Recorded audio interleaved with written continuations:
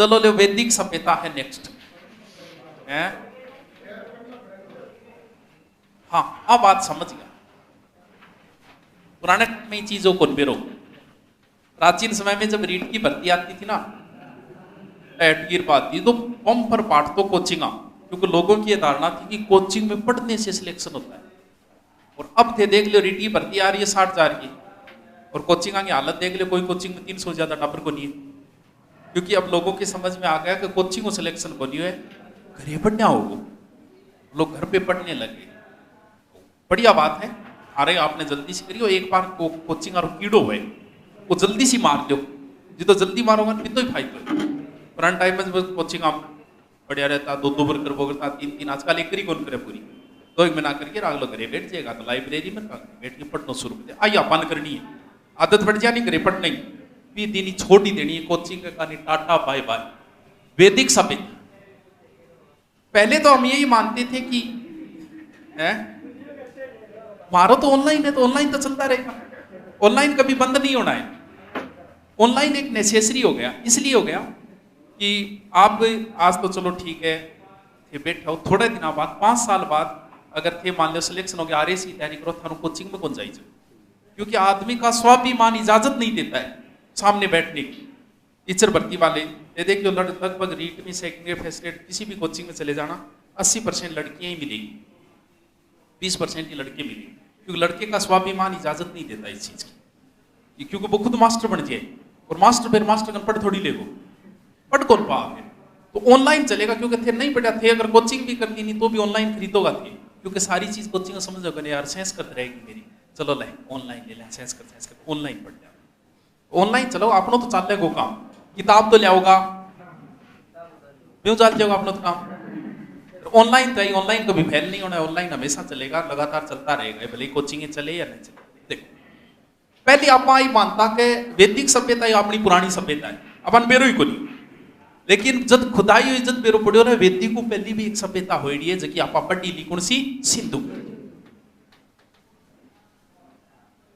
अब वैदिक सभ्यता को अगर आप टाइम देखा तो इनको टाइम है 1500 से 600 ईसा पूर्व। वैदिक क्या है कि इसके बाद फिर थोड़ो समय विभाजन करती हूं एक बार, वो टाइम है कितना साल हो गया है, 27,000, 1500 ईसा पूर्व है, 2,500 होगा, 2000 कौन सा हो गया मुना, 900 है मुना, बेरो को नहीं किया हुए। हाँ अब ये बहुत लंबा समय, अरे 1500 घटा गया 600 पर, कितना घटेगा, तो 900 साल बहुत ज्यादा लंबा समय होता है 900 साल, और 900 साल के अंदर बहुत सारी कल्चर बदल जाती है। अब अगर 900 साल तो छोड़ो, अपने 20 साल की देख लो, पिछले 20 साल में कितनी कल्चर बदल गई। आजकल पेरेंट्स मीटिंग में और अपने टाइम टीचर खुद घरे जाके होम डिलीवरी देगी, कुटिया करता, चाह पीता, बालक को रोटी खाता, फिर कुटिया और करता। 20 साल में कितना कुछ है, आप मैं खुद साइकिल आया करता, आजकल टापर साइकिल स्कूल जाएगी, 20 साल में बदल गई इतना कुछ। गांव में पहले कोई मामलो हो जाता नहीं, छोटो मोटो कोई सीधा माइड होगी, कोई छेड़छाड़ी को मान लो मामलो हो जाए गाँव में। पुराने टाइम में केस मुकदमा को नहीं आया करता, होते ही नहीं केस, गाँव में ही पंच बैठता, फैसलो करता, कोई आइड होगी चपेट में। अब तो वही को नहीं, 20 साल में बदलिया वो नहीं आइडा, अब आइडो तो भी कौन बताओ। आज ये आज कोई गांव में फिर पंच बैठे पे थानेदार ज्यादा छानबीन करे, और भी सीध में आई ना जी नहीं हालत खराब करिए छोड़ दे, सारा मतलब एक एक डिटेल पूछा। अच्छा तो कठू बिठाई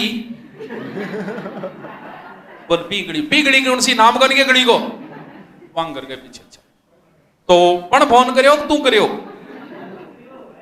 गाड़ी मांगे में ठीक पीछे, मतलब एक एक चीज की बना। तो ए मीटिंग आज 20 साल पहले गाँव में होया करती, आजकल होएगी, आजकल वही को नहीं, ये चीजें सीधा केस मुकदमा होता है। पुराने टाइम में ठोका पीनी भी होया करती, कबो मेरे भाणसा के दुर्व्यवहार करियो मैं जाके ठोका पीनी करया करता, आजकल वह ये चीजें, आजकल भी ये चीजें नहीं रही। क्यों 20 साल में हम लोग कितना बदल गए ये देखो। माता पिताओं बात करने में भी शर्म आती। और आजकल तो सीधी सीधी बात बोलते, मजाक करते, आपने घट्टे मजाक की टहनियां गेट को प्या दे। तो बहुत कुछ बदल गया यार। ये तो 900 साल है, बहुत लंबो समय है 900 साल। 900 साल में तो पूरी कल्चर बदल जाए। इसका मतलब कल्चर बदलेगी इन 900 साल के अंदर। इसीलिए इस सभ्यता को 2 भागों में बांट दिया। देखो गुरु जी, कल्चर कौन सी बदलेगी? बहुत सारी कल्चर बदल जाएगी। अलग क्या बांटा? अपना 4 वेद। कौन सो? ऋग्वेद, सामवेद, यस यजुर्वेद, अथर्ववेद। ध्यान रखियो, अथर्ववेद है, अर्थवेद ना। तो कई बार वो पूछा कि निम्न में से वेद नहीं है, तो वो अर्थवेद नाम दे देगो। अर्थवेद नहीं, अथर्ववेद। वैसे 3 ही वेद थे, 3। इन्हें बोला जाता था वेद त्रय, क्योंकि वेदों संबंधी जो साची बातें हैं, मंत्र वगैरह पे ही है। इनमें तो सिर्फ टूना टूट का है, हाँ, जादू टोना वगैरह तो वेदों में नहीं था, लेकिन बाद में मान लिया। वेद कितने हैं? 4 वेद है, क्योंकि वैदिक सभ्यता का मतलब वैदिक किससे बना है? वेद से बना। वेद का अर्थ है ज्ञान, जिसके अंदर ज्ञान की सारी दुनिया का सारा ज्ञान भरा पड़ा है। इसके जिसके अंदर ज्ञान की बातें हैं वही वेद। पुराने टाइम में आज की दुनिया कोचिंग को नहीं आया, कभी पहले पढ़ाता, फिर नोट्स बनवाता। वेदांगा का मंत्र है पर रटाया जाता, जहां ऋग्वेद का मंत्र रटावा है, गुरुजी मंत्र रटावागा, फिर स्टूडेंट रटाओ। लिखने के लिए कुछ नहीं है, कोई नोट्स नहीं है, गुरुजी बोलता जाएगा, स्टूडेंट रटता जाएगा। तो 1 वेद 2 वेद पढ़ ले तो नहीं, वो तो बहुत बड़ो ज्ञानी हो जातो, 2 पेजी बन जातो, 3 पेजी 4 पेजी, क्योंकि वेदांगों ज्ञान, क्योंकि वेद में ज्ञान है। तो इसीलिए ये जिसे हम क्या कहेंगे, श्रुति ग्रंथ कह सकते हैं। यानी एक दूसरे ने सुन के, एक दूसरे ने सुनाया, एक गुरुजी सुनाया, फिर वह चेला रटा, फिर चेलो गुरुजी बन गया, अगला ने सुनाया। यानी श्रुति साहित्य, ना कि लिखे तो बाद में गई। ये है श्रुति साहित्य, यानी जिन्हें सुना गया। पहले एक दूसरे ने सुनाता जाता, ना कोई नोट्स बनाने को काम हो, ना कुछ और। शुरुआत में 3 ही वेद थे, फिर हमने चौथे को भी काउंट कर लिया। अब इस बात का सबको पता है कि सबसे प्राचीन वेद कौन सा है, वो तो क्यों छुपेड़ कोई नहीं, ये सबसे प्राचीन वेद है। ये 3 बाद में लिखे गए। तो जो विभाजन हमने किया है ना, वो इस आधार पे कर दिया। वेद त्रय के अंदर कौन सा वेद शामिल नहीं है? अथर्ववेद। और जबकि वैदिक साहित्य अगर हम 2 पार्टों में बांटेंगे तो ये इधर सिर्फ इसी वेद को पढ़ना है, ओनली ऋग्वेद, और बाकी बचेड़िया 3 किन्ने पढ़ना है। अब इनको विभाजन या तो थी सिद्ध हो इसको, अब पूर्व है पहली सभ्यता, पूर्व वैदिक काल में इसको, उत्तर वैदिक काल से इसको, या फिर हम एक ही वेद पढ़ेंगे ऋग्वेद, इसलिए हम इसको नाम दे देंगे ऋग्वेदिक सभ्यता। ऋग्वेदिक सभ्यता कद्दू कद तक 1500 से 1000 ईसा पूर्व, ठीक है। इन उत्तर वेद बोल दो, ये लो जी, ये हो गई उत्तर वैदिक सभ्यता। बाकी बची इसकी हजारों 600, बाकी 3 वेद क्या पढ़ना। वेद त्रयी के अंदर अथर्ववेद शामिल नहीं, बाकी इनके विभाजन में ये वेद यहाँ पढ़े जाएंगे, बाकी 3 वेद पढ़े, यानी 8 सिर्फ 900 वेद पढ़ो, एक ऋग्वेद ही पढ़ो। अब क्या है, वेदों जैसे ऋग्वेद को पढ़ने के बाद में किसी एक चीज का ज्यादा जिक्र हुआ, किसका? आर्य। 33 बार ये शब्द है, आर्य शब्द। तो भाई इसका मतलब ये लोग ज्यादा थे। वैसे आर्य कोई जाति का गोत्र नहीं है, भाषा का है, लेकिन हम जाति मानते हैं इसको, ठीक है। आर्य जाति, आर्यों का बार बार जिक्र हुआ इसके, तो हमने ये मान लिया कि उस समय ज्यादा कौन से लोग थे? आर्य लोग। जैसे पंजाब का अगर जिक्र होगा तो सबसे ज्यादा जिक्र किसका होगा? सिखों का होगा। अब मान लो आप पंजाब का इतिहास लिख रहे हैं और किसी व्यक्ति ने उसे ये कह दिया कि ये तो सिखों का इतिहास है, तो गलत थोड़ी करिए भाई, पंजाब में सिख ज्यादा है, तो चाहे तो आप पंजाब कल्चर कह दो, चाहे सिख कल्चर कह दो, बात तो घूम फिर के एक ही है। फिर जैसे हरियाणा में जाट ज्यादा है तो हरियाणा कल्चर कह दो, या फिर जाट कल्चर कह दो, बात तो एक ही है। तो वैसे ही वेद, यहाँ पर सबसे ज्यादा ये लोग थे, इसीलिए हमने वैदिक को यहाँ इनको कह दिया क्या? आर्य सभ्यता, आर्य संस्कृति, बोल सकांगी? कौन बोल सका? क्योंकि जो जाति ज्यादा है वही कल्चर ज्यादा होगी। तो इस वैदिक सभ्यता को हम आर्य सभ्यता भी कह सकते हैं। अब आर्य के नाम पे और कुछ हुए बाद में है, लेकिन हम ये मान लेते हैं कि जैसे आपने रामायण देखी होगी, महाभारत भी देखी होगी सबने, अरे है बात की, लेकिन मान लेते हैं, हमें याद करने के लिए थोड़ी आसानी हो जाएगी इससे। हम ये मान लेते हैं कि भगवान राम की कल्चर है, क्योंकि रामायण में आपने देखा होगा हे आर्य श्रेष्ठ, क्योंकि आर्य का अर्थ ही श्रेष्ठ है, आर्य का अर्थ है श्रेष्ठ। हे आर्य पुत्र, महाभारत में भी आपको कई बार ये शब्द मिल जाएगा कि हे आर्य पुत्र, हे आर्य श्रेष्ठ, क्योंकि राम को अगर हम ध्यान में रखेंगे तो वैदिक सभ्यता पढ़ने में थोड़ी इजी हो जाएगी। क्योंकि जो राम की रामायण हमने देखी है, उनकी कल्चर हमने देखी है कि राम एक विवाह करते हैं, घोड़ा रखते हैं, गायों के लिए युद्ध करते हैं, वही चीजें इसके अंदर है, तो वो आसानी हो जाएगी रखने में। अब बात ये कि भाई आए कहाँ से, पहले आप तो देखा, ये तो बाद की बात है कि आर्य वैदिक सभ्यता, समय देख लिया हमने 1500 से 600, दो पार्टों में बांट दिया हमने, पूर्व कह दो चाहे उत्तर कह दो, चाहे ऋग्वेदिक कह दो चाहे उत्तर वैदिक कह दो। ऋग्वेदिक में एक वेद पढ़ेंगे, ऋग्वेद बाकी में पढ़ेंगे हम 3। अब आप बात करा कि आए कहां से। हर जाति के अंदर एक कट्टरता है, कि कट्टरता, कोई जाति ये नहीं चाहती कि हमारे बारे में ये कहा जाए कि हम विदेश से आए, कोई नहीं चाहता ये चीज। आप अपना इतिहास लिखोगे, मान लो कि आपकी जाति विदेश से आई, तो भी आप उसको ये सिद्ध करने में लग जाओगे कि नहीं हम भारतीय हैं, भारत से ही। वही यहां हुई। कुछ इतिहासकारों ने यह कहा कि नहीं आर्य विदेश से आए, बाहर से आए, फिर कट्टर लोग पैदा हुए, वह आज चीज सिद्ध करने में लगा, बोलना 12 को नहीं आया, अब पर ना 12 गया, अभी तो बै को नहीं आया, मैं गया आ गए, 8 ला गए। यानी हम लोग ज्यादा ये सिद्ध करने में लगे कि आर्य भारतीय ही थे। लेकिन फिर भी थोड़ा सा हम देखेंगे किधर से आए, क्या आए, फिर देखेंगे कौन इतिहासकार क्या माने। ऐसा कहते हैं कि आर्य जो थे मध्य एशिया में, वहां पर थे, लड़ाकू जाति थी, तो वहां से कई भागों में बटे हैं। हिटलर जो है ना, हिटलर स्वयं को आर्य मानता था, अगर आपको पता हो। इसका मतलब जर्मनी, उस साइड में भी आर्य थे। जी हिटलर खुद को आर्य कह रहा है, हिटलर जर्मनी, तो जर्मनी में भी आर्य ऐसा कहते हैं कि वहां से आए होंगे। तो उस मध्य एशिया से आर्य रवाना हुए और वहां से ये पहुंचे ईरान। रवाना हो मतलब वो नहीं है कि एक सागे 10 लाख चाल जाए, आगे बस गया, आगे बस गया। तो एक बात करे नहीं, हवा के बोले करे वेव जगह नहीं, पहली हवा, दूसरी, तीसरी, 2 आ गई, तीसरी लहर आ गई, लहरा हिड़ी आर्य, लहरों की तहत आया को नहीं एक साग आ गया, आगे बस गया, नहीं चलते रहे। लंबी प्रोसेस है, बहुत लंबी प्रोसेस है।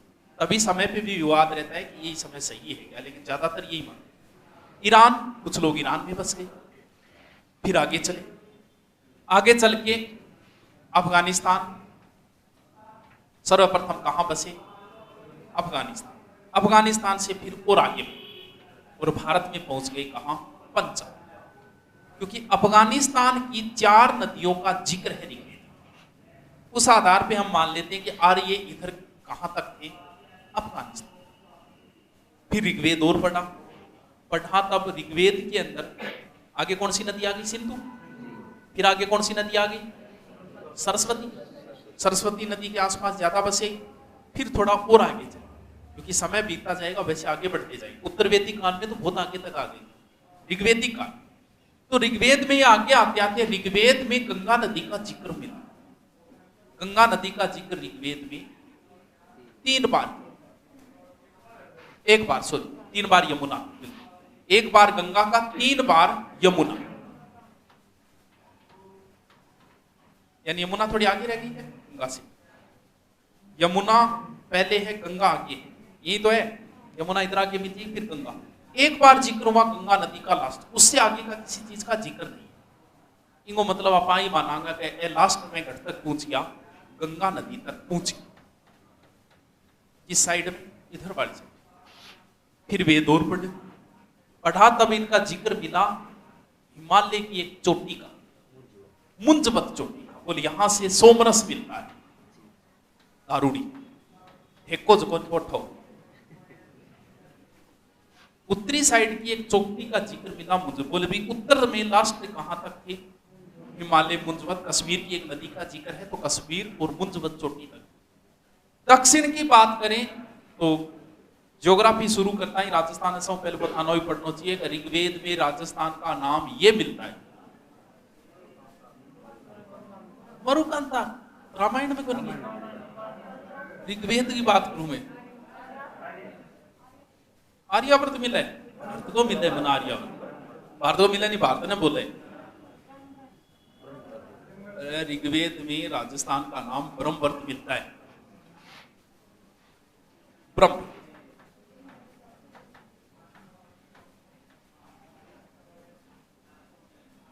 आए चारों साइड,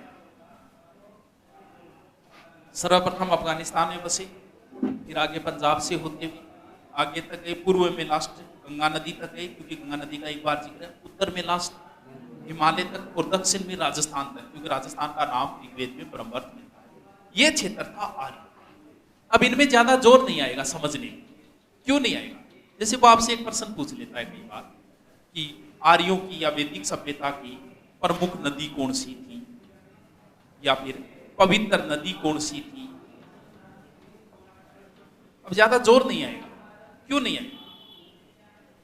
क्योंकि कई बार के नेपट है वो तो गंगा करिया होगा, तो आपने कोई तो नदी गंगा है, लेकिन गंगा पवित्र क्यों मानेगा आर्य? गंगा तो गया ही गुण बन पेरो ही गुण गंगा नदी जिक्र एक बार करिए वहां, जो आदमी गंगा तक गयो ही गुण।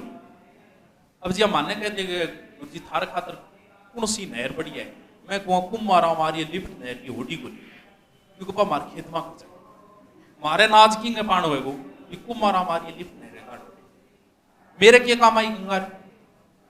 ये बताओ काम आई है? पुष्कर झील मेरे क्या काम आई? मेरे खेत में पानी लागे को, मेरे खेत तो कुम मारा मारी लिफ्ट नहर पानी आई ना को लागे। जब वो गंगा तक गए ही नहीं, उन्हें क्या मतलब यार गंगा नदी से? जब वो उनका काम चल रहा है किस नदी से? सरस्वती से। तो भाई जी मारा माँ बाप तो आई है, इनकी पवित्र नदी कौन सी होगी? अब ये समझने वाली चीजें हैं, क्योंकि आर्य ज्यादा जोर नहीं आएगा इसमें। जैसे मान लो आर्य आपसे पूछ ले कि इनका मुख्य पवित्र पशु कौन सा था, जैसे मुख्य पशु है घोड़ा, गाय, पवित्र और महत्व। अब ये भाई पवित्र क्यों मान लिया गाय को इन लोग, और घोड़ा को क्यों मान लिया मुख्य पशु?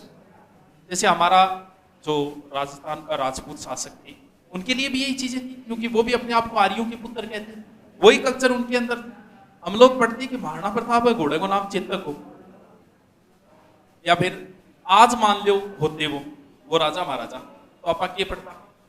आपा आ पढ़ता का फलान सिंह जी राजा का मर्सटीज आ कहता है घोड़ो है। आना टाइम में पढ़ने पड़ा कौन सी मर्सटीज है, कितना मॉडल रखा करता, मैं एवरेज के दिया। आज अगर वह होता तो वह चीजें रखता ही कोई, तो बी टाइम पांगन घोड़ो ही हो। मान लो राजा को कहीं जाना है, क्या मर्सटीज को?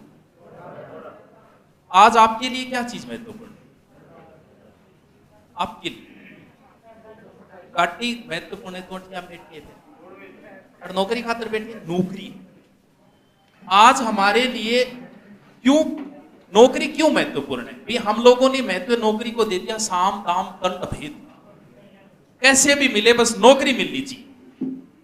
लोग आपकी लाइफ बर्बाद कर लिए रीटेज ग्राम, तैयारी करना रही तो बिया होगी, और ने तैयारी करी वह भी कर ली, क्या कर ली? क्योंकि जुगाड़ में ला गया। अब थे खुद सोचो कि जुगाड़ आ रही की हालत हो रही है, पांग सागर पांग दुख दर्द कौन समझेगो? थे तो कल्पना कर रहा को नहीं पांग पा रहे। जिन लोगों ने तैयारी नहीं की वो जुगाड़ में लगे थे, क्योंकि हमारे लिए महत्वपूर्ण चीज हो गई नौकरी।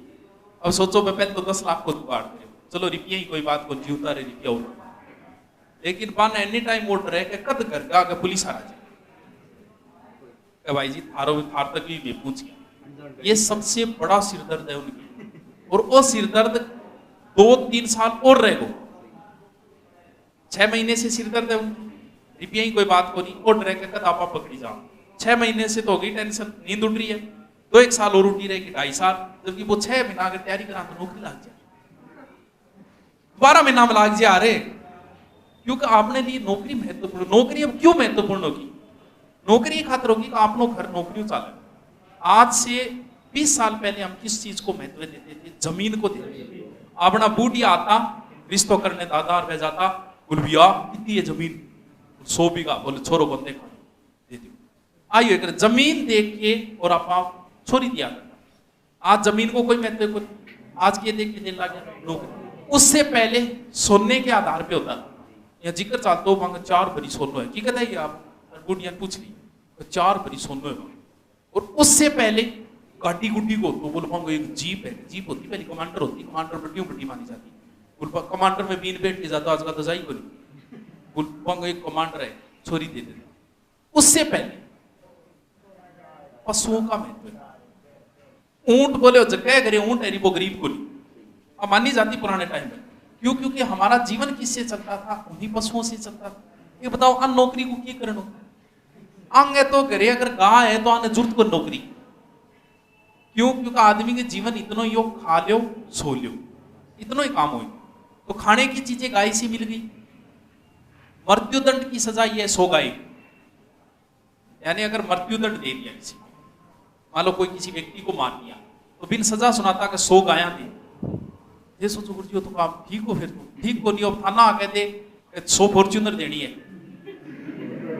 दे आगे कोई बात। क्योंकि उस समय गाय का बहुत महत्व था, लोगों का जीवन ही गायों से चलता था। तो फिर लड़ाई किसके लिए करेंगे भाई? आज नौकरी खातर लड़ना लाग रहे हो नहीं। क्यों? क्योंकि हमारा घर इसी से चलेगा, इसलिए हम आज नौकरी को महत्व दे दिया। उस समय जब घर ही गाय से चल रहा है, खाने पीने की दूध 200 क्यों मिलन लाग रही है, तो हमने गाय को ही महत्व दे दिया। हम लड़ाई भी करते थे तो किसके लिए करते थे? आज को नहीं महत्व दिया। देख रहा आज हमने मान रखा है, उसी कल्चर को मान के हम कहते हैं गाय हमारी माता है। लेकिन ये माता ने कितना काम घरे बांध रखी है, एक ही कौन बांध रखी? क्यों? काम तो चाल लो को नहीं, काम तो यूं चाल रहे, नौकरियों चाल रहे। इस वजह से उस समय जो चीजें थी, अब घोड़ा आज थे थारी गाड़ी, जो को भी गाड़ी कभी ले गया होगा तो गाड़ी थोड़ो हवा हो, थोड़ो साइड आमिया झुंझुनिया लगवाओ, या फिर सुबह शाम की सफाई भी करो। क्यों? क्योंकि थान जयपुर जाना है तो भी गाड़ी पर चढ़ के जाओगे, हमारा साधन है, हम उसे महत्व देंगे। अब राजा दिल्ली जाना है तो क्या पर चढ़ के जाओगे? घोड़े पर चढ़ के जाना, तो वो लोग महत्व देंगे। तो घोड़ा उनका क्या हो गया? एक महत्वपूर्ण पशु हो गया। गाय उनकी क्या हो गई? क्योंकि ये चीजें हमारे लिए जो इंपॉर्टेंट चीजें हैं, अपनों माँ बाप को ही, तो इन लोगों के लिए ये चीजें महत्वपूर्ण थी, मानते चले गए। वैदिक सभ्यता ज्यादा कोई टफ नहीं है वैसे, ये है इनका क्षेत्र। अब बात ये करें कि कौन इतिहासकार क्या बोलते हैं। लास्ट में तो हम ये कहेंगे कि आर्य भारतीय। क्यों कहूंगा? क्योंकि हम लोग भारतीय हैं। हम लोग नहीं चाहते कि हम अपनी जाति के बारे में ये कहें कि हमारी जाति विदेश से आई हुई है। हर व्यक्ति यही चाहता है अपनी जाति के बारे में। तो ज्यादातर कुछ लोग ये भी मानते हैं कि सेंधव क्षेत्र के आसपास थी, ठीक है, यानी सप्त सेंधव प्रदेश नाम दिया गया, 7 नदियां और सिंधु के आसपास का क्षेत्र। भगवान भारत के ही थे। जितना भी आपने 33 करोड़ देवी देवता है सब भारत का ही थे। देख लो भारत तो पाकिस्तान छंटे एक ही देवता कौन गयो आपने ठीक पड़े 33 का 33। बांग्लादेश ने आ रहे हो क्योंकि अशुद्ध भारतीय। तो इतिहासकार है भगवान दास इडवाणी ये कहता है कि आर्य जो है वो शुद्ध क्या है? भारतीय थे। तिलक जी को नाम सुने डर? तिलक। सरस्वती जी को सुने डर? हैं?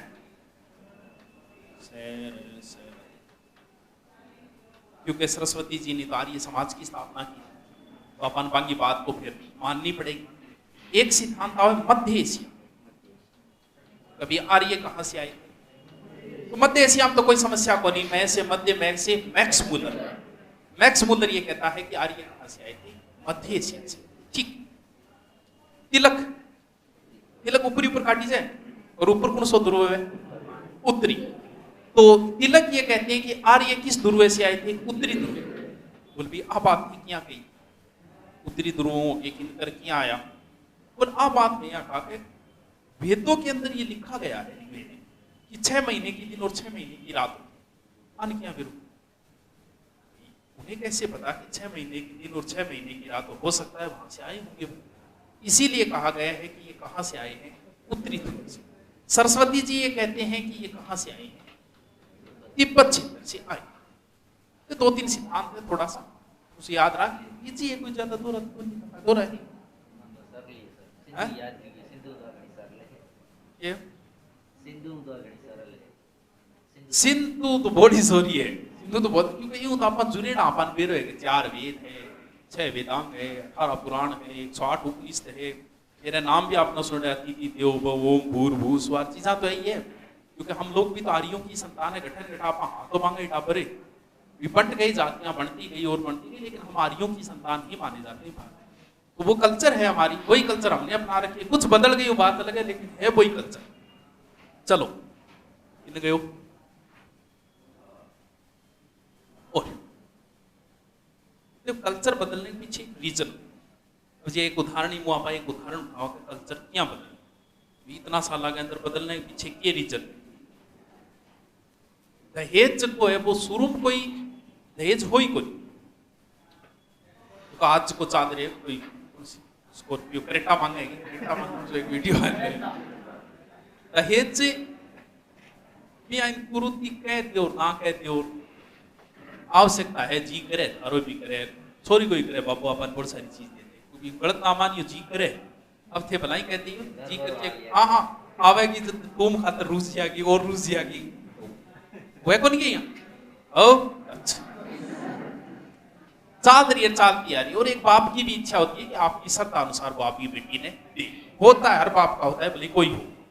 तो दहेज शुरुआत में हो सकता है कि ये काम का आना चीज थी, आपकी दादी के दहेज में क्या आइडो लाते होते मेरे, एक तो पेटी बड़ी सारी दोनों साइड पकड़ना आ जाता, बेलन और 2-4 चीजें, क्यों बेटे बीती चीज की जरूरत थी, और बीती चीज आपा देता कभी बेटी ना आगे जरूरत पड़े वह बीती चीज आपा देती, धीरे धीरे हो सकता है ये रिवाज बन गई हो, तो कल्चर इसी वजह से तो बदली।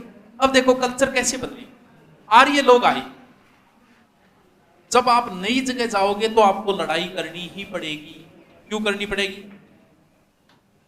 लड़ाई खातर करनी पड़ेगी क्योंकि उस क्षेत्र पे आपको कब्जा करना है। तो आर्य क्या थे, लड़ाकू थे, योद्धा जाति थी, क्योंकि जहां जाएंगे वहां कोई जाति उनका विरोध तो करेगी। तो आर्य जो आए थे वो ग्रुप के अंदर आए थे, गुट आ गया, 100 आ गया, 200 आ गया, अब वो ग्रुप आयो और ग्रुप आ गया है पसीलो, तो ग्रुप नाम नहीं देंगे आप, नाम ही वो किए दे जाएगा कबीर। आर्य जो है वो ग्रुप के रूप में आए थे, गुट के रूप में आए थे, कबीर अलग अलग गुट बढ़ गए, अब धीरे धीरे गुट ही लड़ना गया आपस में, ये हम उस क्षेत्र में रहने के लिए संघर्ष करेंगे।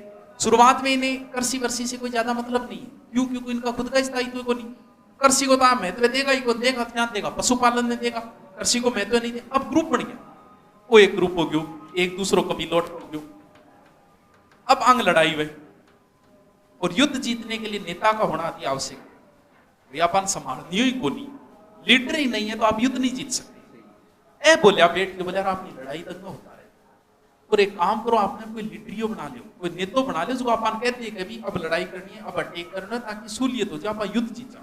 बोल ठीक है, तो फिर एक नेतो बना दो, तो आके करियो अब आते ऋग्वेद का भी जब आया है आके करियो आपको एक नेतो बनाए, अब नेता नापा बोलते हैं एक राजा बनाए हुए, आपस में ही बोले ओ ठीक है, शरीर को टोकटो है गंगू लड़ना रसोई अपने इन बना राजा बनाए, राजा के करिए बनाए हुए, बनाना मतलब ये बोला आपा मनोनीत है, यानी चुनाव करिए इन राजा में। अब वो राजा बन के बोले बेटी आपको मेरे तो रोजगार छीन लिए थे, मन राजा बना के छोड़ दियो, कर क्या चला हो मेरो बात भी जाए मत था ली नेतागिरी में रह लूंगा, या तो मन फंडिंग दियो नहीं, मेरो घर कौन चले भाई, जद बोलिया तू चिंता ना कर, मारी श्रद्धा अनुसार वेतन नाच पात लिया जाएगा, 1 किलो 2 किलो मारे चियाओं को भी लिया जाएगा, यानी भी नाच पात ना अपन टैक्स बोलनो कर भी टेम कर कौन बोल लीजिए, उस समय कहा जाता था बलि, क्यों बलि बात शुरुआत की है, शुरुआत में राजा तो सिर्फ बनाए हुए, राजा को टैक्स दिए गए भी नाम है बलि, वो बलि भी किए, वो भी स्वैच्छिक है, वैन भी ला दे रहे बेचारा दिन कटी कर। अब धीरे धीरे कबीला बड़ा बनता गया, राजा मजबूत बनता गया, राजा के समझ में आ गई, बोले बड़ो मजो है पद में, शुरुआत में तो चुनाव ही हो रहे, लेकिन धीरे धीरे राजा के समझ में आई, समझ में बोल चुनाव चुनो की कोनी मैं बढ़ गयो, अब मेरे बाद मेरे बेटो ही ये कल्चर तुरंत कब बदली, इसे बदलने में कोई 100-200 साल नहीं, देखो कितने साल लगे। ऋग्वेद से उत्तरवेद में आते आते राजा क्या हो गया, पैतृक वंशानुगत। जैसे हम जब लास्ट टाइम में थे तब राजा के थे वंशानुगत। ओ जो को टैक्स दियो जा तो बोले अच्छा थे थार मर्जी दियो, आगे लूंगा मैं, मर्जी की कौन दी, वो जबरदस्ती लूंगा। आज टैक्स क्या है, ऐच्छिक है कि अनिवार्य है? अनिवार्य है। अगर टैक्स चोरी कर ली तो एक गया काम, आज अनिवार्य है। तो राजा को धीरे धीरे धीरे धीरे शुरुआत में तो इच्छा देता, और उत्तर वैदिक काल में आता आता राजा क्यों राजा के बलि क्या हो गई, अनिवार्य। ये क्या है?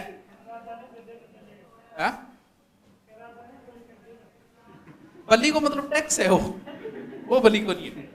शुरुआत में राजा चुना गया है, बोले यार एक नीतियों बना दो, राजा ने मजो आने लग गयो पद में, धीरे धीरे हो गयो वंशान।